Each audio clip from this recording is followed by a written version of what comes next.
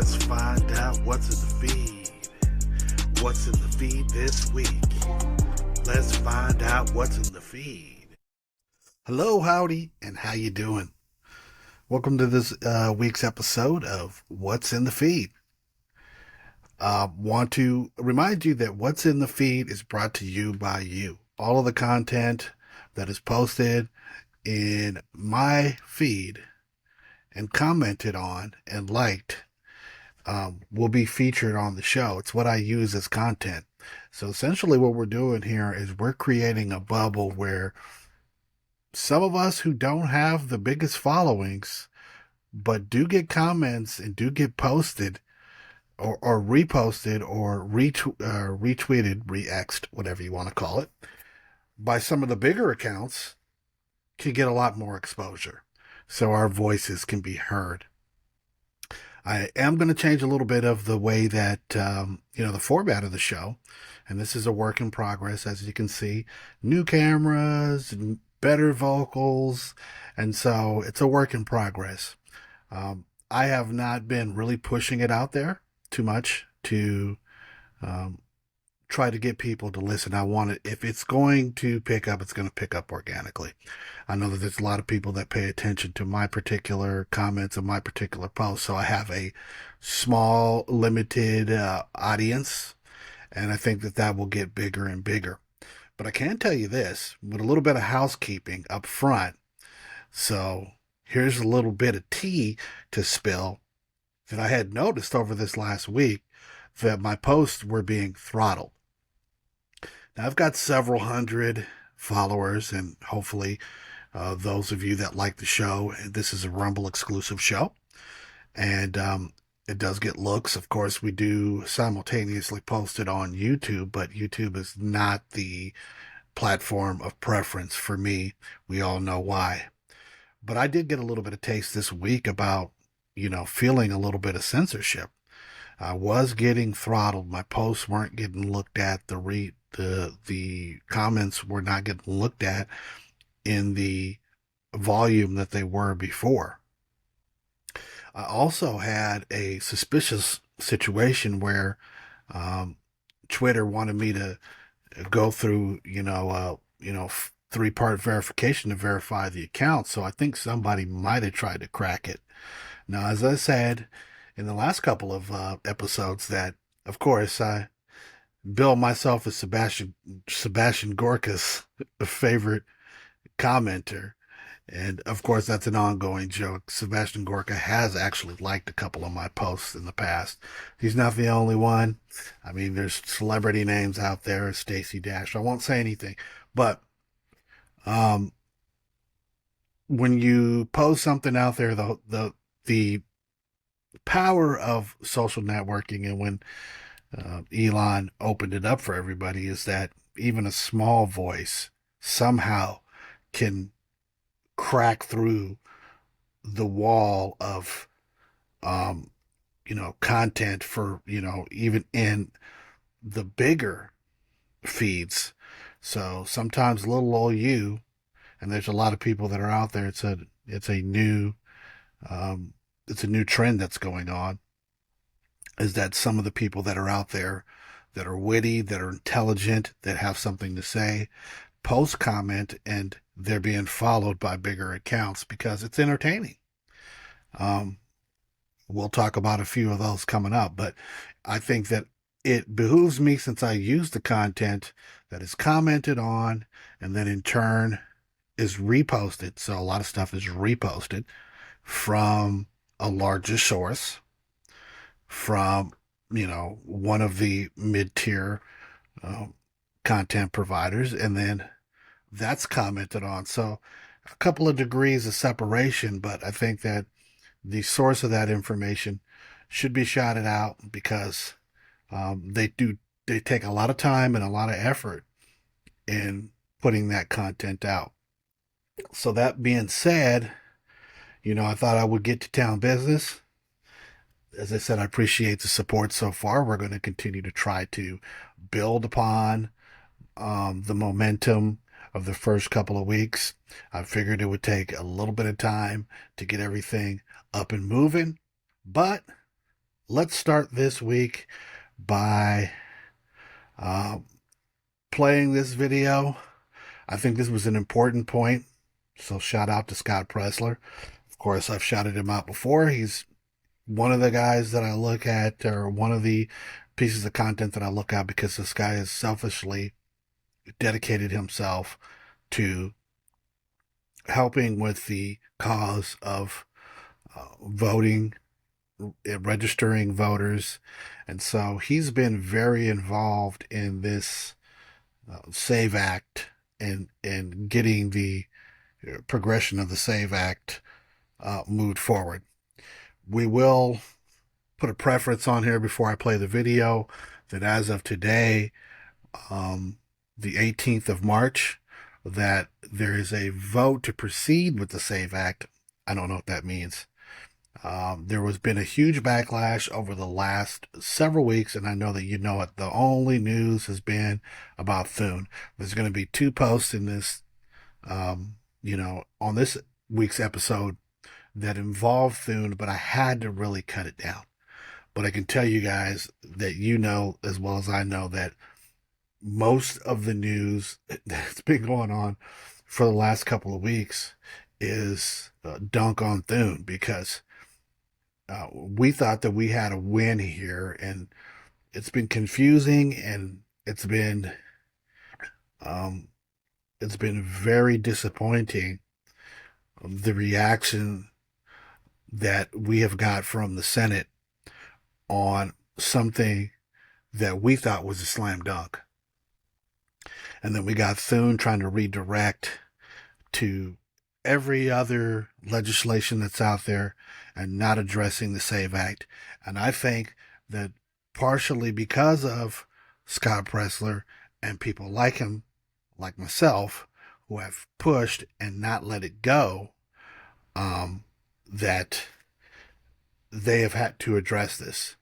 Thune is on a very, very thin wire right now, and I don't know if he's he's going to be up for re-election, I believe, next year. I don't see him making it through a primary. Um, I know that we have a short attention span as a people. Not just, I know that the Democratic side, the liberal side, has a less. Their attention span is less. But I think that we've started to get that information fatigue as well. But I think that, America First, MAGA, whatever you want to call it, conservatism, it's all part of the same tree. We're all branches of that. That we will remember that a bill with this much support has made Thune look just like an absolute tool. And we're wondering what the motivation behind that is. But I think here's a good point, because as I've said in the past, I think the greatest power that the liberals have is how to muddy the waters. And they've been able to muddy the waters. There's 110 excuses as to why they don't want this thing passed. But I think that one point, and one valid point that Scott pointed out, was this. Let me play the video. And we've been sketchy today. I think somebody tried to attack Twitter earlier. So this is 3:18, and Twitter was down for a little bit. So it's been a little bit sketchy. I don't know if they're working on a alternative server or whatever. My internet strength looks pretty good right now. So let's play Scott and see what he's got to say. I want to clear up any confusion. The Save America Act would employ the SAVE system, which stands for the Systematic Alien Verification for Entitlements. Let me be clear. No registered to vote, Martha, will have to re-register to vote. What will happen under the SAVE system is any lawful legal voter will have their American Social Security number go through the SAVE system. And so long as they are lawful, so long as they are a legal American citizen, they will be able to stay on the voter rolls. And so when Senator Chuck Schumer says that tens of millions of Americans will move from the voter rolls, did he say the quiet part out loud? Did he allude to the fact that perhaps tens of millions of non-citizens are on the voter rolls? Anyone that is only for Americans being registered to vote cannot be against the Save America Act. And so we are going full steam ahead. Very simple. Ladies and gentlemen, he just laid it out for you. And this is what kills me. So let's sum that video up. As you can see that the Democrats, I can tell you right now, what they are Jedi's at is the spin.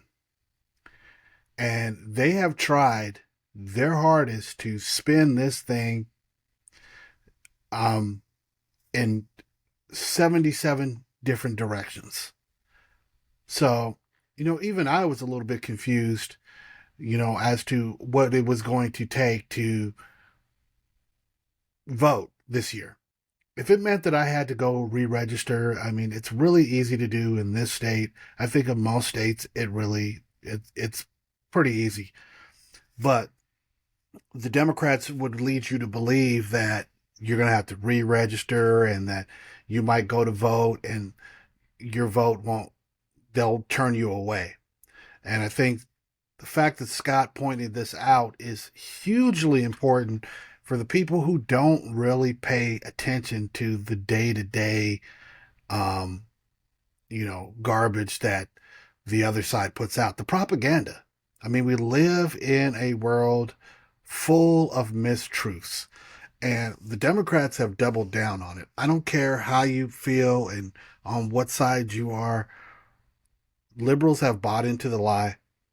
I saw this start way back in COVID.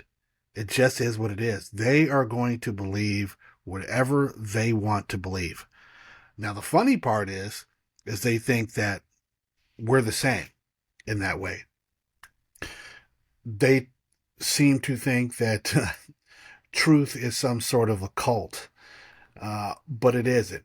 So I want to point out, quite frankly, that if you pay attention to what's going on with the SAVE Act, there's a lot of pushback, and that pushback is for one simple reason. And this is the reason that their plan was to bring in a bunch of illegals and a bunch of, well, let's just say people that are not authorized to vote, okay? So, however you feel about it, and I understand that there are some very deep feelings about immigration in this country, and there are some, I wouldn't even say valid, but I would say understandable differences in opinion on this. But I can tell you right now that if we do not get this SAVE Act passed, with all of the discomfort that's going on, with what's going on in Iran, and as you guys can see, I'm wearing my hat today. I am a patriot. I've always believed in the long game of the United States, the ideal of the United States. We cannot let an enemy like Iran exist. Sorry, it's not about the people of Iran. It's not about Iran as a country. It's the philosophy behind what is controlling Iran right now.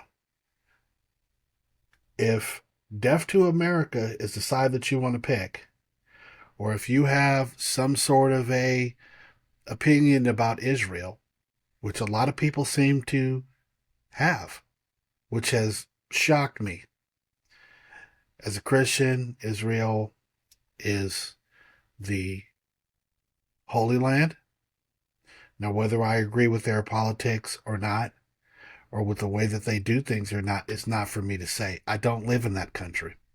But I know that Israel is an ally, and that if we were to go into a conflict, that Israel would have our back. So for us to have Israel's back, to me, is just, it's like having that friend who likes to punch people outside of the club, and he might be wrong, but he's still your homie, and you're still going to fight for him. I mean, we have to look at this in terms that are a lot simpler than how we're looking at it right now.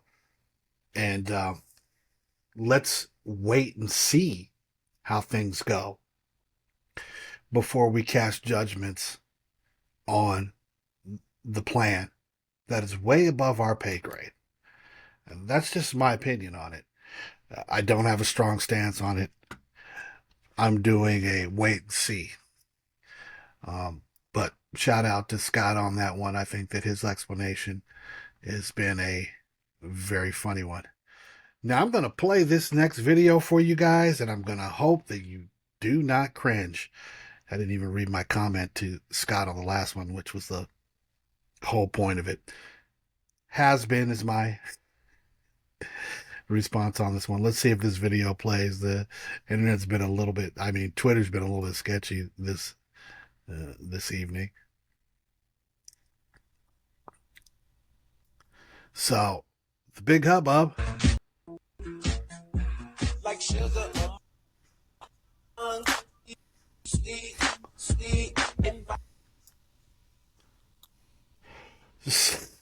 I'm not even going to play that. That's how cringeworthy that is. So, the comedy this week has been what's going on with Ben Stiller. So, Ben Stiller has this new soda, and we get the viral video of him sitting in a Whole Foods in, I believe it's Los Angeles. Of course, I would assume it's Los Angeles. It's Hollywood somewhere. And he's pushing this Stiller Cola. Now, nobody loves cola more than me. I love a good cold pop with some ice in it. But this is just cringe. And when I commented on this, and shout out to Dom Luker, of course, my boy, it kind of went viral after that, and it started getting reposted in all kinds of places, because this is, as a continuation of what I was saying on episode 1, is we're seeing a lot of these Hollywood people come out, and they with desperate. Okay, these are mostly the people that criticized Trump. I mean, that had a heavy-handed opinion on Trump and came out and shitted on him properly. Okay, and Ben Stiller was one of those people. And now, Hollywood being the way that it is, and I'm going to tell you, as an aside here, as a musician, I made music the hard way for a long time, and it was a joy, and it was an art, and it was something that was more therapeutic and more rewarding than you can possibly think. But within the last year, my eyes, as far as music has gone, has been open to what AI how AI has changed music, not only in production, but in the artistry part of it. Now you can have songs, you can punch in a prompt, and you can have Tupac, Hail Mary, as a 60s R&B song, and it is shockingly good. There's going to be a point where art cannot be deciphered from reality. And now starting to see what's happening in the visuals, I follow an account here that I don't like, that I don't have, on the feed, but it's like the baby news or something like that. And I mean, it's just hilarious to me. And you got Trump and as a baby talking to, Senator Kennedy, and it is freaking hilarious, but it's so damn good. And you guys have seen a lot of the new AI that's coming out. It is almost indecipherable to reality. And this gets really scary. So I know that at some point when Hollywood decides that they want to adopt this, You know the millions and millions of dollars that Ben Stiller must have made in his career? I mean, Zoolander. I mean, he did have a run, and he's not the only one. We essentially, Ben Stiller is the Hollywood equivalent of a one hit wonder. And it's not really one hit, but you know that there are actors and actresses that have a longevity, you know, that goes well beyond a genre. But there was a genre of comedy that Ben Stiller was very good in. I think it was the early 90s or whatever. So I'm looking at this and I'm taking this as a in the larger in the larger scheme of things, the larger picture, the grand picture of things. These people are not making money right now. Now, they thought by shitting on Trump that that was going to get them brownie points, but as I stated before, the biggest delusion of the left is that they are the majority. They are not the majority. They are by far the minority, and they haven't figured that out yet. So, Ben Stiller trying to sell pop is the same as some of these celebrities who are now getting into. I mean, we saw Tom Hanks also, and I reminded myself that I was going to bring up Tom Hanks in this because within the same week, and Ben Stiller's been trying to sell this stuff for a year now. After looking at some of the comments in the posts, apparently this thing has been a no go for a year. So you've invested all of this money in a soda. And my comment on another post after I saw this is, why would you get into such a saturated market? I grew up in the days where when something was generic, it was the worst. Can you imagine, like back in the days, generic uh, Fruit Loops cereal or something? The mom used to try to save a couple of bucks by selling by getting some off-brand Fruit Loops, and they were never even close. Now, if you buy if you're at a Fred Meyer, or you're at a Safeway, or you're at a Schnucks, if you're out here on the in the Midwest, a Meyer, somewhere like that, the Kroger brand, it's almost indecipherable or imperceivable from the good stuff, from whatever the A brand is. It's almost so undecipherable that you couldn't tell the difference if you put it side by side. And that, I mean, that's pretty much anything generic. And pop, I will gladly save myself $2 or $3 as my sons gulp it down. I drink it as a primary drink. It's not healthy. It's not good for you. But the point is that the stuff that is cheap is almost as good as the stuff that's expensive. And to try to get into that business, that ain't a good thing. I mean, I know that there's niche markets like tequilas and vodkas and that kind of thing. And celebrities been doing that for a long time. And you can tack yourself onto a premier brand. You could probably like make a lot of money that way. But it seems to me like to put yourself in competition with Coke and Pepsi, and then you have to, on top of that, you have to decipher yourself or differentiate yourself from the off brands that are out there that are almost as good as the good stuff.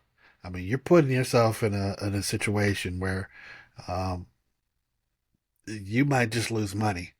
And I think it's to the point where Ben Stiller is at a level of desperation. And this does bleed into politics. I know I wanted to keep it lighter and to try to expand the kind of, stuff that we're looking at, because with John Thune being in the news for God knows how many weeks, I have to expand out into other subjects because, quite frankly, he ain't funny. But I'm seeing this, and this is a comeuppance, a good comeuppance, because celebrities take themselves very seriously.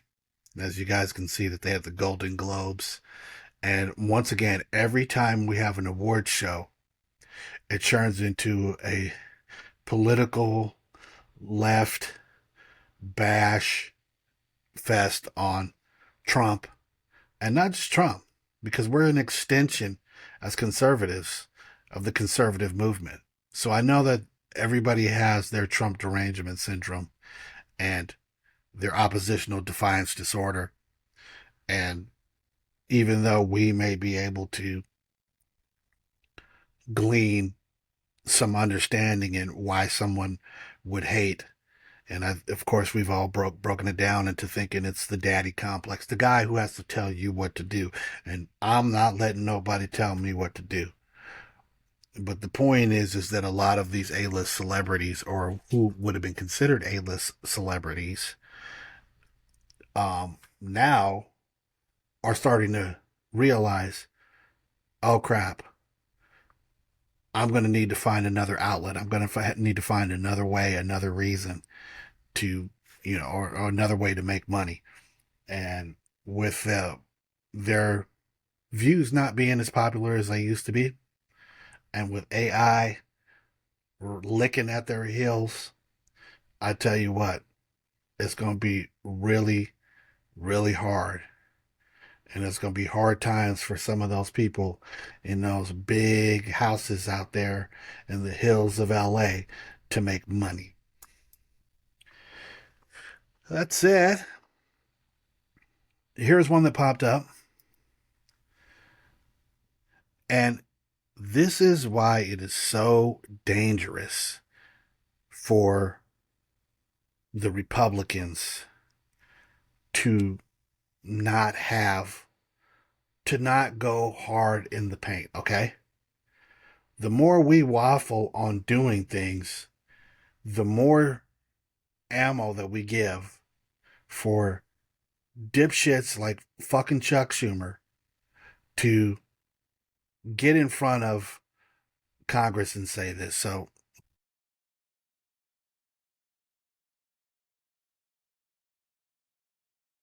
bill. And if Republicans try to burn time on this legislation here on the floor, we will oppose them for as long as it takes. Donald Trump and Senate Republicans know their numbers are sinking badly. They know the American people are souring on their agenda. They know with each passing day their prospects for November get worse. So what do? Of course, as I've been saying, we have the House, we have the Senate, we have the presidency. So why, and I've felt powerless, and I said this in the last episode, why are the Republicans being so spineless? If we were playing a football game, we would not want to let them get back in the game, okay? We're the Super Bowl team. We are the top of the top right now. We're winning. Don't give these guys a lane to talk crap on us. And this is the problem with the whole situation that's been going on with Senator Thune for a week. Now, when you're weak and you're indecisive about a 80-20 subject like the SAVE Act, this is their spin on it. They are the goats of spins, lies, and deceptions, and weaving and shucking and jiving. And here is Chuck Schumer. And remember, guys, we did get the procedural vote passed, so this is in the past, but this is the kind of language that we are allowing them to muddy the waters with. I know that they want to spin it like the base has abandoned Trump. Yeah, as I said earlier, there are some very heavy thoughts upon how this thing in Iran is going. And it's above my pay grade to want to comment on that as it is. But I believe in the USA and I believe in the long game. And I think that the plan that has been instituted is going to work the way that it's going to work, and we have to all wait and see how that plays out. But we allow an angle for the Democrats because they know that there is some division out there to spin it in a totally different way. I cannot stand this guy. He quite literally is Beelzebub's toilet paper, and these people are the evilest, some of the vilest human beings on earth as far as I'm concerned. But as we say, this is just an entertainment show, and this is my opinion. But I don't think that we should be giving these people a lane to work in. And the more indecisive that we seem to look in this, the more fuel and ammo that we give to them to stand up and muddy the waters and confuse people as to what's really going on. And what's really going on is they don't want illegals to vote. Point blank. They will lose. They are not the majority. They are the minority. Everyone knows it, including the minority.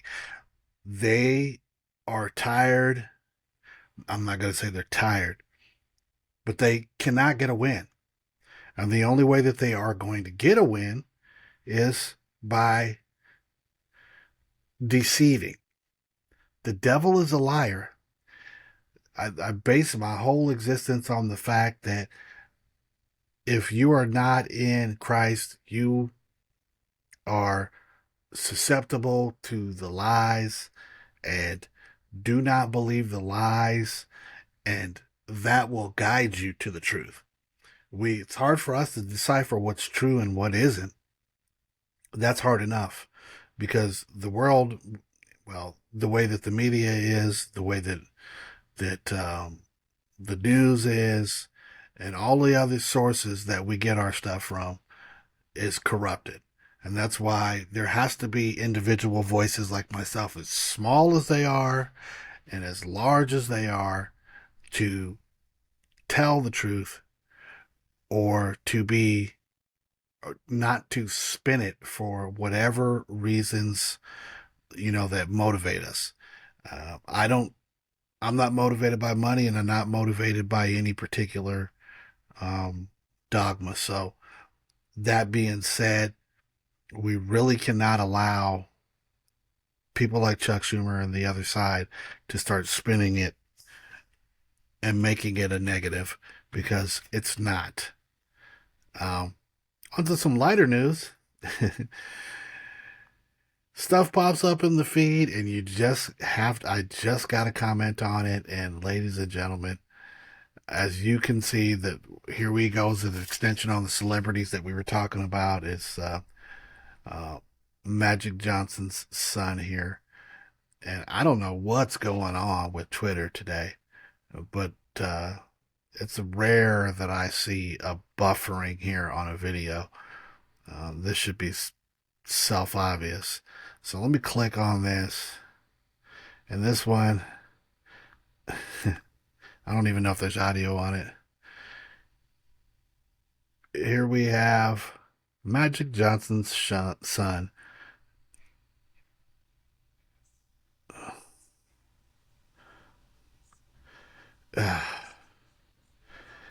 You know what? That's all I can watch. I mean, this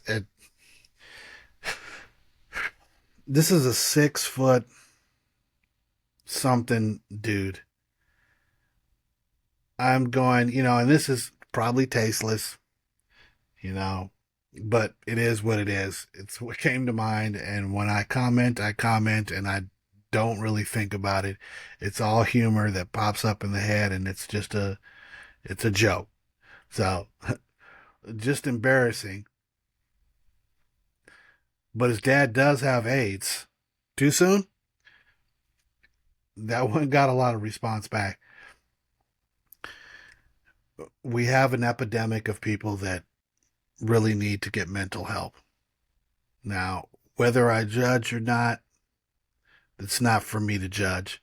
And in this particular case, I can tell you right now that Magic Johnson's son is an adult and he has every right to be who he is and to do what he does. But when they put it out there and they put it in our face like we're supposed to normalize this, to me seems silly because frankly, it's not normal and it's not cute and it's not attractive and it's never going to waver people that, live in the real world and get up in the morning, and have their cup of coffee and then go grind it out for the next 8 hours. This is ridiculous. And in my opinion, I found it funny because here he is out here strutting. And it's, it's comedy to me. Now, on a disturbing note, but somewhat comical, this video popped up in the feed and I had to comment on it. And once here we go again, it's buffering. Don't know why, ladies and gentlemen, bear with me. Now, this is being on the fly because, no pun intended, check this out. And this is Spirit Airlines. I guess this is the airline of the hood.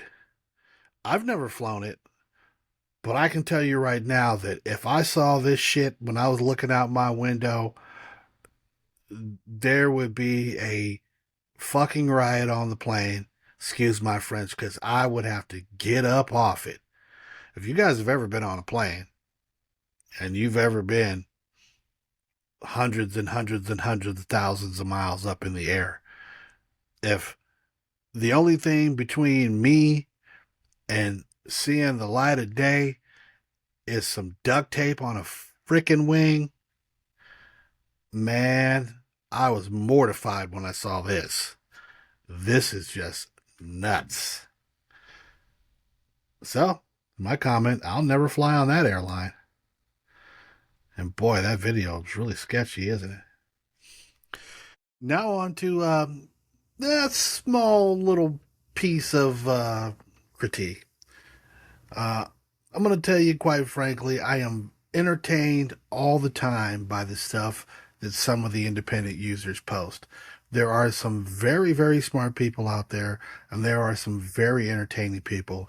And somehow this young lady popped up in my, in the algorithm.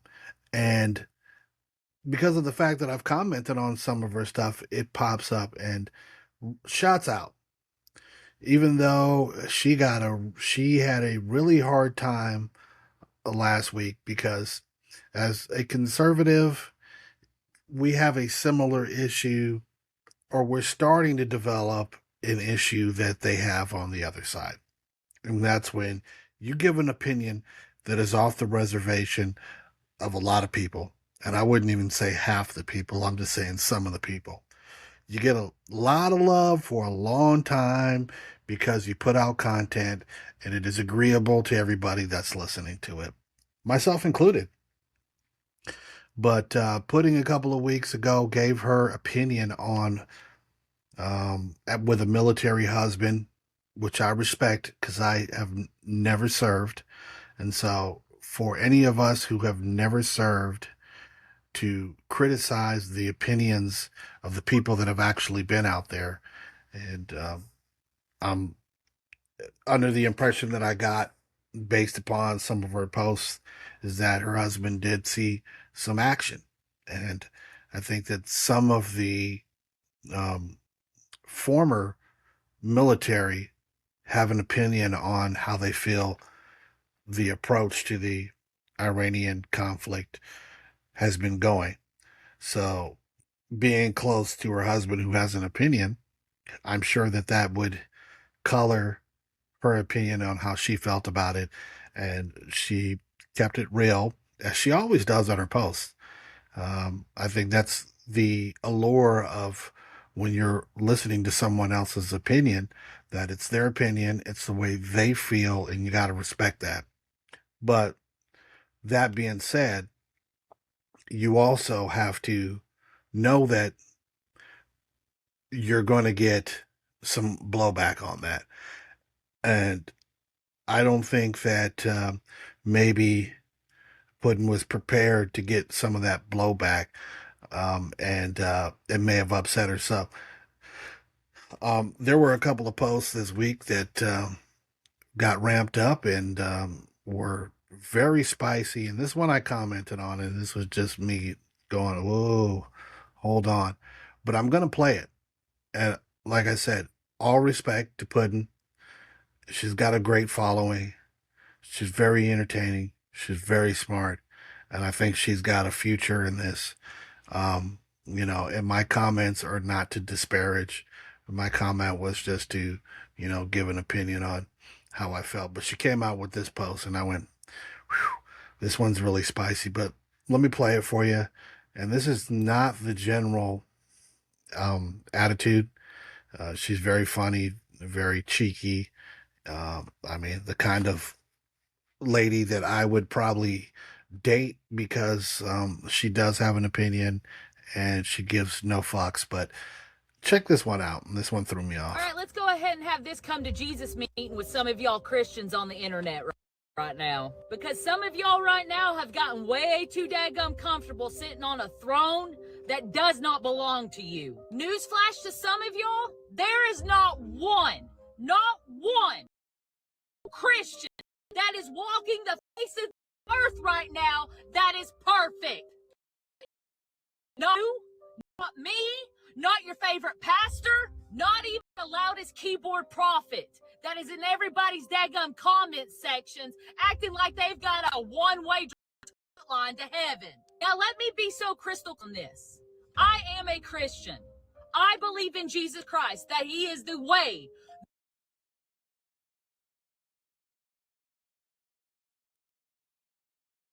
the truth, and the life. But some of y'all are out here acting like you're the one that hung on that cross. You did not shed one drop of blood for mankind. You did not conquer death. And you sure as heck didn't earn the spot to sit on judgment's throne. I'm going to stop it there because it's getting a little glitchy, but I think you can get the point. This is not the normal temperature that Puddin' has, and I think that blowback kind of colored this particular post, meaning, all the people that were judging her should not judge because those in glass houses should not throw stones. And I understand that. And it is her prerogative to post that. But, frankly, that's not the kind of post that got her to where, she normally is. And as I said, we all get emotional.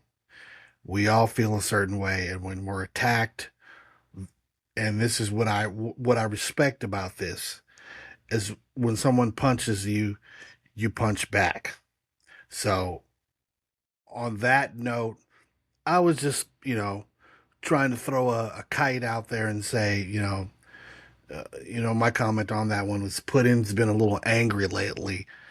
Getting a bit preachy on this one. I think most of us know we're not Jesus, but thanks for the reminder. We liked it when you kept it sarcastic and light. Still love you, but you've been coming in hot the past couple of weeks. And I know that Puddin' saw this post, and I know that I wasn't the only one, because she came back and her content in the last, couple of days has been light. I think she understood where she was at, and she turned the corner, because we're not about preaching to each other, and we're definitely not about trying to chastise each other. I think she did get a heavy dose of reality that some of these people aren't going to love you no matter what you do. And eventually someone's going to try to poke at you and they're going to try to piss you off and they're going to try to make you mad.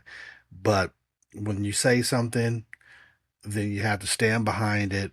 And the people that don't like it have their, you know, they have their uh, platform here to respond to that. And it can get ugly. It can get ugly. And that said, I say that you guys should follow her. She has great content. It is content that I comment on. I find her highly entertaining, and I think she's very intelligent. So that being said, that's my comment on that. And I do want to be part of the part of the team that spotlights all of the other people like herself that are in the middle. It's not hundreds of thousands of followers and millions of followers, but it's enough followers where she gets into my algorithm. She gets into your algorithm. And you should support. And hopefully, if my content is entertaining as hers, or, I'm just commenting on most people's other people's content. So they're doing the hard work. They're doing the heavy lifting. And she's been doing a lot of heavy lifting. She provides a lot of content. So respect where respect's due. Um, and then here's one of the ones that I know that popped up where I was going to comment on this guy, Thune. Here's what he's been doing. I mean, now after all of the pressure, we get down to yesterday where finally he has to address the skeleton in the closet. And that's the fact that he's getting major pushback on passing this damn SAVE Act. I will be happy when we can get John Thune out of the feed because he is not entertaining. I'm going to just say it, no matter how this thing ends, this is a rhino. When you want to know what a rhino looks like, it is this guy. Look at this guy. He personifies the old guard of the Republican Party. Could you respect it? I was fooled at first. Look, I like the coiffed hair. I like the nicely fitted custom suit. I like the tie tied up right. You got to have the right knot on it. It's perfect. The nice crispy collar on the white shirt. The presentation here. This guy's an obstructionist. If we wanted this to happen, as I said in the last episode, we could be a bull in the china shop. Why not? Why are we playing light on this? We should not be playing light on this. So, I mean, I'm not going to play the video because it's insufferable. I mean, we've got politicians on our side that are just as hard to listen to as the politicians on their side. But the reason that I don't like listening to cats like John Thune is he's fucking boring. He's milquetoast. And we've got a lot of these in the party. And they were already ingrained in the system when MAGA and when the America First movement instilled itself. I have a sneaking suspicion that there's going to be a lot of these guys that are primaried. I don't really know what's going to happen with the midterms. I see a lot of the people that were in support of Trump are jumping ship or they're being critical. There's nothing wrong with being critical. I think it's fine to be critical. And I think that you should be critical if you don't agree with, the way things may be going. But the swamp has not been drained. We thought it was. And we saw a lot of the people that were not with the program doing the come along to get along thing. And we saw a lot of people who, I mean, Lindsey Graham. I mean, you can throw out a bunch of names, some of which fell at the wayside. Dan Crenshaw, you saw what happened to him. So I'm hoping hoping is saying something that, maybe it's a little bit strong, but we need to find candidates, or we need to find representatives that represent what we want, what the people want. And this has been super disappointing. And I know it's been disappointing to people, I know it's been disappointing to others, many, many others, because that time frame in the last couple of weeks was nothing but disappointment at the fact that we're spinning our wheels on a slam dunk of of a law here. We need to get back to free and fair elections. I believe that we need to have a holiday. Why that wasn't part of the SAVE Act doesn't make any sense. Just like I think that the day after the Super Bowl needs to be a holiday, because I'm in no shape to go to work on Monday after the Super Bowl. And that's just an aside. But as of today, as of yesterday, late yesterday, they pushed it through. I mean, but they're still talking about the fact that this may not pass. And that I cannot abide by. I mean, it just doesn't make any sense to me how this isn't going to happen. So I'm going to cross my fingers on it. And I'm going to hope beyond hope that soon gets this thing passed, because if he doesn't, that's a death nail. It's a nail in the coffin for him as the leader. And where they're already talking about ways to get him to step down. So enough about him. I don't think there's anything else in the posts.